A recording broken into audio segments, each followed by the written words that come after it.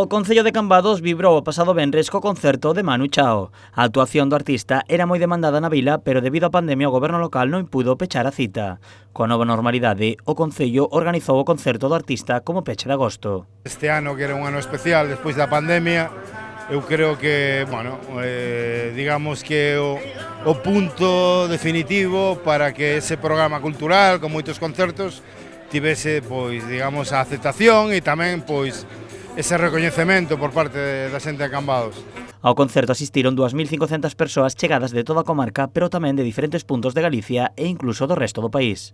De feito veño adrede porque estiven polas Rías Baixas estes días e vin a Cambados con uns amigos e viñemos a ver Manu Chao. Mañá marchamos xa. Buah, pues ya lo vimos un mogollón de veces en el Repercusión, en Orense, en el festival y poco más lo he visto. Ellos sí que lo vieron en Santiago y por ahí, pero yo la verdad que hace años que no lo veo ya en directo. Home, é un ídolo para a nosa xente daqui da ría.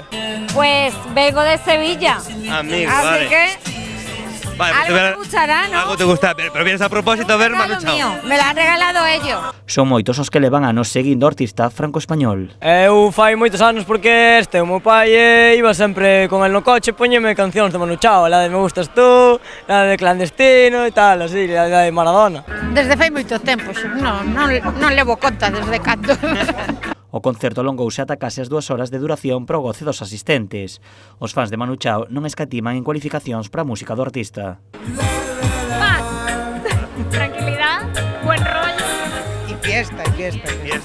Paz e moi boas vibracións. Todo, é unha filosofía de vida. É unha maneira de vivir, é unha maneira de pensar, é unha maneira de crear arte.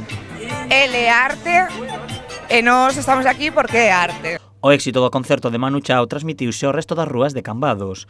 Os hostaleiros sinalan que o venres foi un bo día de traballo con moito ambiente.